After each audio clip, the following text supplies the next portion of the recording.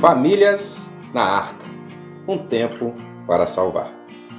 Hoje estamos encerrando a nossa série de estudo do mês da família, onde, norteados então por este tema, até aqui meditamos sobre um resumo da vida de Noé, com bases em Gênesis 5, 28 e 29, Noé, uma vida de justiça e integridade, com base em Gênesis 6, 9, e Famílias na Arca, um tempo para salvar, com base em Gênesis capítulo 7, versículo 1.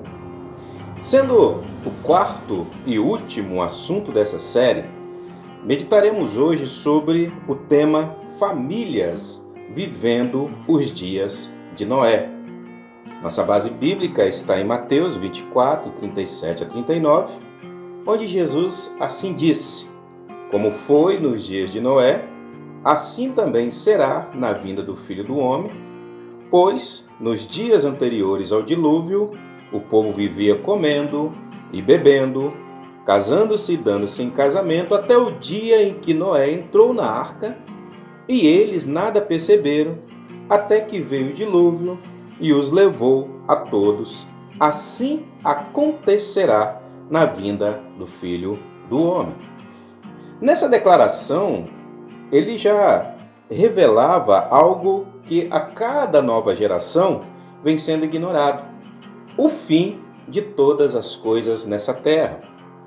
Falando para os discípulos sobre como seria o fim dos tempos, ele comparou esse acontecimento com a história de Noé, que foi escolhido para construir uma arca de salvação, a qual Deus o ordenou entrar, e com ele seus filhos, sua mulher e as mulheres de seus filhos. Citação essa de Gênesis 7, 7. Em Gênesis 6, de 1 a 7, nos é passada uma imagem de banalização dos princípios régios de Deus para a formação da família. E em Mateus 24, no versículo 38, Jesus, ao apontar para algumas situações que, mesmo sendo uma prática instituída pelo próprio Deus, reforça este cenário ao dizer que, nos dias anteriores ao dilúvio, o povo vivia comendo e bebendo, casando-se e dando-se em casamento, até o dia em que Noé entrou na arca, e eles nada perceberam até que veio o dilúvio e os levou a todos. Nesse contexto específico, a conotação que elas assumem nos faz ver o quanto o matrimônio já havia sido banalizado, ou quanto já havia então uma banalização sobre então o matrimônio. De um modo geral, como já por mim citado no primeiro sermão referente à temática do mês, a atitude de desobediência do primeiro casal na formação da humanidade trouxe distorções para o ideal de Deus para a família. E os 3 duros golpes contra esta instituição divina foram o relacionamento entre marido e mulher, que deixou de ser inteiramente aberto e de confiança. Isso é visto na declaração de Gênesis 3, versículo 7, sobre Adão e Eva, ao dizer que os olhos dos dois se abriram e perceberam que estavam nus, então juntaram folhas de figueira para cobrir-se. A monogamia deixou de ser um princípio regido por Deus e passou a ser uma cultura humana. E passou então a ser regida por uma cultura humana. Isso é visto na declaração de Gênesis 4,19, quando diz: Lameque tomou 2 mulheres, uma chamava-se Ada e a outra Zila. Lembrando somente que este Lameque não é o pai de Noé, o qual se encontra registrado na genealogia de Gênesis 5, 28 e 29. O terceiro golpe que distorceu ainda mais essa relação, mostra que os filhos de Deus se casaram com as filhas dos homens, Gênesis 6, 2.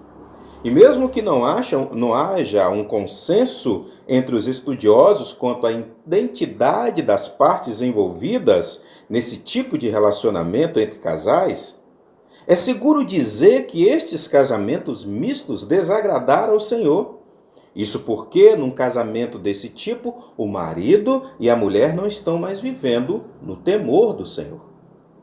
Olhando para esse cenário, é que hoje vemos as famílias vivendo os dias de Noé e, de igual modo, não seguindo o seu exemplo.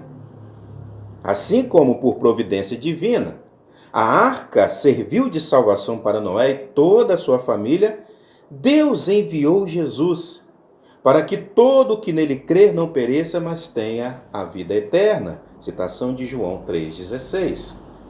E isso, hoje, é que permite que as famílias sejam salvas da condenação eterna. Afinal, como alguém já disse, se toda vez que Deus interveio na história, de forma inédita, ele fez através da família, pois ele mesmo escolheu trazer seu filho ao mundo por meio de uma família, será que agora, na volta de Jesus, ou no preparo então do povo para a volta de Jesus, ele iria mudar a estratégia? Pense nisso. E a exemplo de Noé, se deixe, ou não se deixe, melhor dizendo, iludir com os botes salva-vidas que as inúmeras religiões oferecem, mas que por fim nos deixam à deriva neste mundo. E entre na arca com a sua família e deixe que Deus os faça navegar por este mundo que diluvia ou que dilúvia, então, em pecado. Seguro de que todos estão guardados em Jesus, pois Ele é a nossa bússola e nos guia em sua direção. Por isso, para fechar essa meditação, recito suas palavras em João 14, de 1 a 4, onde ele assim disse: Não se perturbe o coração de vocês. Creio em Deus, creio também em mim. Na casa de meu pai há muitos aposentos. Se não fosse assim, eu lhes teria dito: Vou preparar-lhes lugar. E se eu for e lhes preparar lugar, voltarei e os levarei para mim, para que vocês estejam onde eu estiver. Vocês conhecem o caminho para onde vou. Lembre-se que mesmo que a missão fosse enigmática, Noé e sua família não contraditaram com Deus em se refugiar na arca. De igual modo, em Cristo hoje, ainda que a missão nos pareça ser enigmática, nele encontramos refúgio e promessa de vida eterna. E em Atos 16, 30 a 31, quando o carcereiro perguntou a Paulo e Silas: Senhores, que devo fazer para ser salvo? Eles responderam: Creia no Senhor Jesus, e você e sua família serão salvos.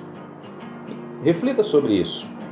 Reflita agora, aproveite o roteiro em PDF que você está recebendo e, auxiliado por ele, reflita com o seu grupo sobre o assunto da meditação de hoje, que, tomando como base a declaração de Mateus 24, 37 e 39, teve por tema famílias vivendo os dias de Noé. Que Deus os abençoe e até a nossa próxima série.